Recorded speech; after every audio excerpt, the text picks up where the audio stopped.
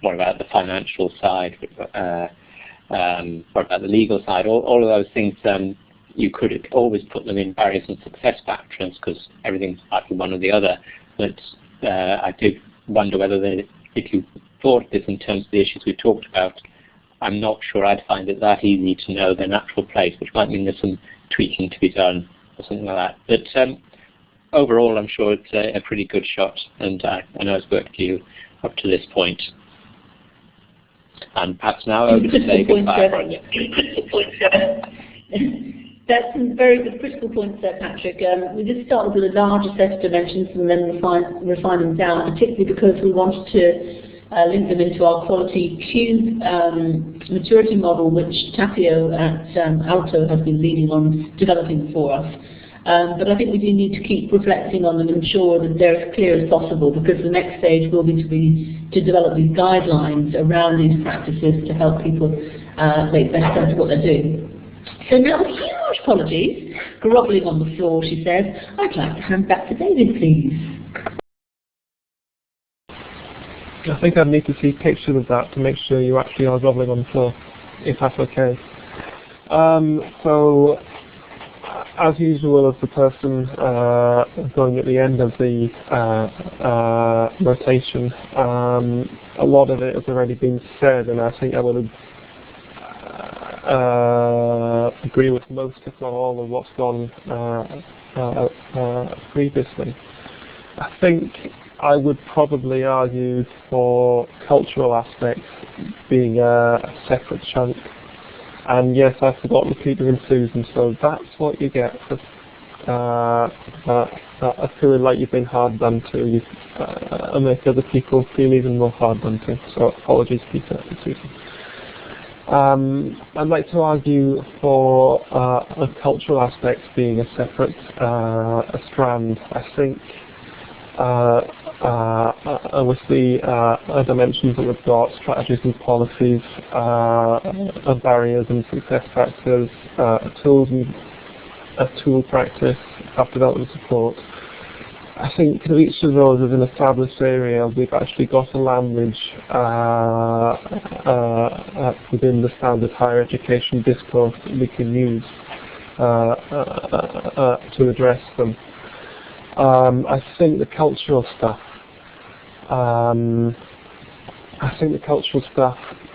Is necessarily separate from that. It's not something that we tend to do kind of very well in higher education, and I'm not sure that we currently have the tool set to properly address it, and I think it is something that we need to investigate further.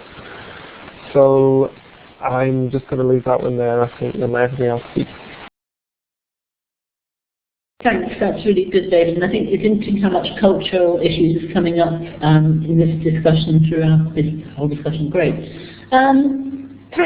Peter, can I go to you now, please, on your thoughts on question 3? Thank you. I don't have a lot to add, except that I support the point earlier made, the plea for incorporating collaboration and cooperation.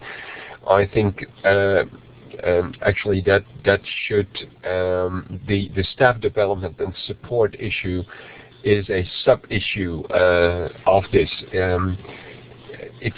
Particularly if you frame open educational resources in a context wider than just an institutional one, but you include the library perspective that we've been talking about and the independent learning and lifelong learning perspective, then it is crucial that you find ways which are conducive to collaboration and cooperation of people from a network perspective.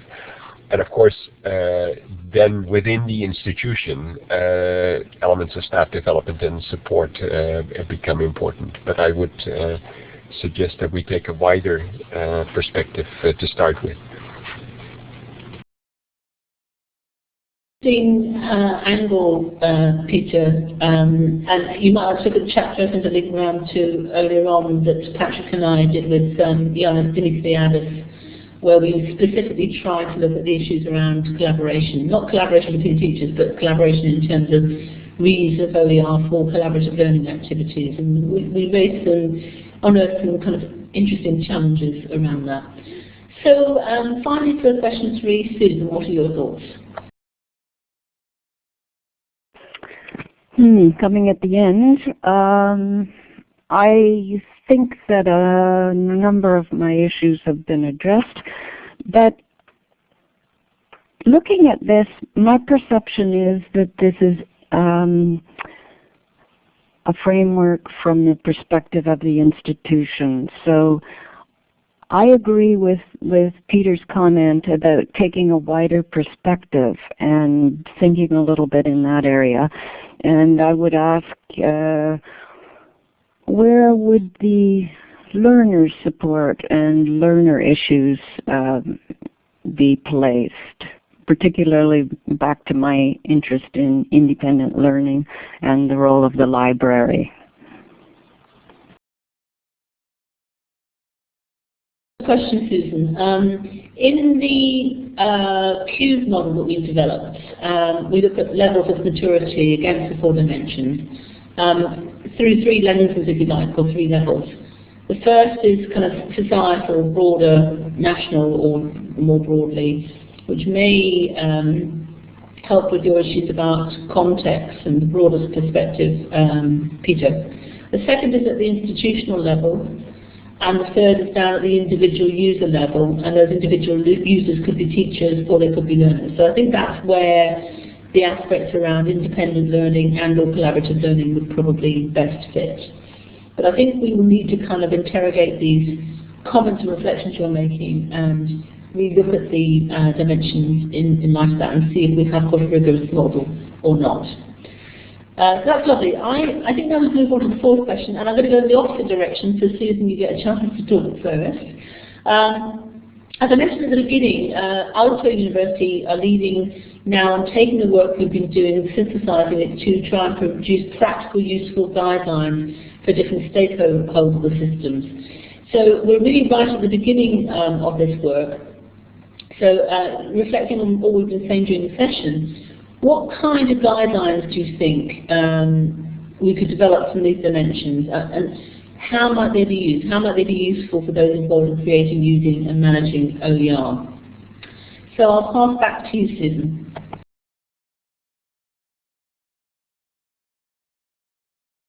That's punishment for my smart remark. Frankly, the guidelines I feel least competent to comment on. I think that obviously they need to be very well constructed and focused on the specific stakeholder, but I think that you've identified that in other documents on how you're going to focus the guidelines on the 4 stakeholders. That seems to me to be a very important issue because it allows you in the guidelines to try to address the context of the stakeholder and the specific needs and concerns and interests of each. One of the main challenges, though, it seems to me, will be how to reach people, how to make people aware of the guidelines. And of course, you can use a number of the communities, and you can use organizations like UNESCO and OECD to disseminate. Perhaps there's a role for the library systems.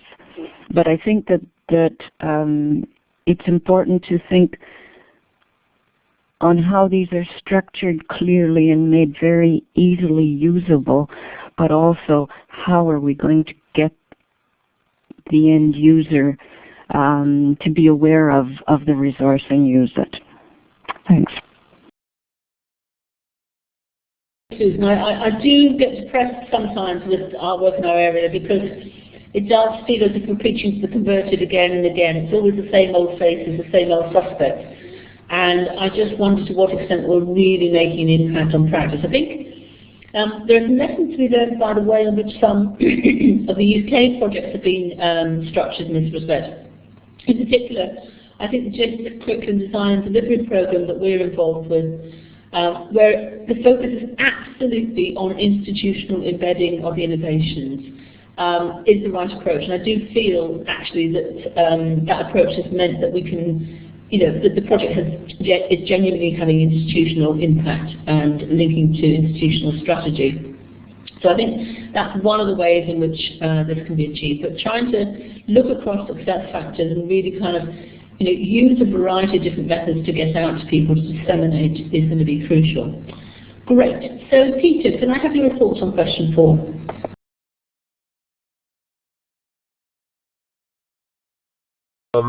Well, this is the hardest one, of course, and I agree with Susan that it depends.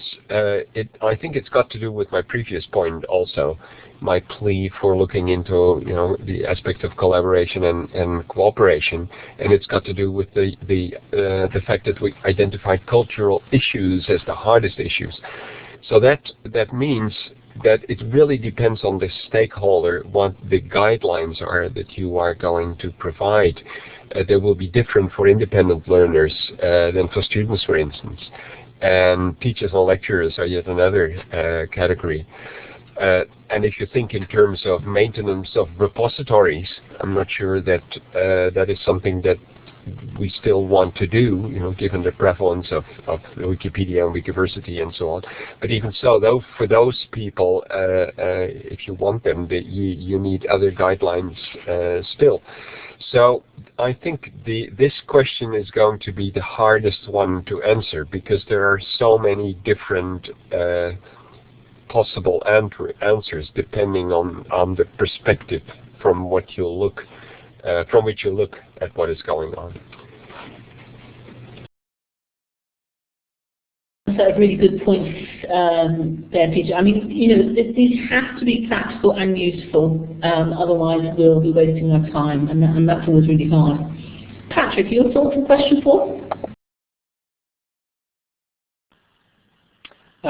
Yes, Claudia. I suppose it takes it back to a project I was on, I suppose, about 15 years ago, when somebody pointed out that guidelines are almost by definition useless.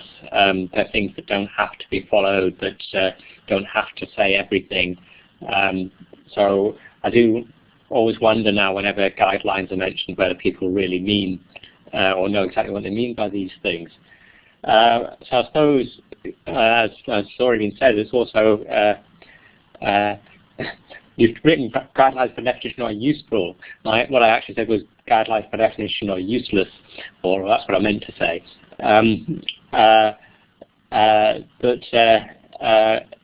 Anyways, so as has been said, it's sort of, if you could have a particular audience in mind, you'd be fine. Maybe that you could hone this down. But otherwise, I think you're going to get a lot of issues that come out. And I do wonder whether you need to think about quite what is the vision that you've got for the thing that you're producing here. What sort of impact do you want to make? And one interesting point was made to me recently by Kathy Nicholson from the Hewlett Foundation was how orphaned the Wikipedia page on open education resources has become, while lots of us do lots of other things. That made me think that, well, really we should revisit that page and sort of be saying something much more definite than it. It really is just a minor edit of how it used to be about 5 years ago, and even then it was a bit off the main line of perhaps what most of us think of open education resources. So sort of, is it about refreshing the image of what we mean by what's become known as OER? Is it about getting at least the concept of practice across it? I don't think it's necessarily the best thing to do to come up with another acronym and sort of have OEP versus OER, but sort of thinking of OER in the broad as including that practice element. So I think I've given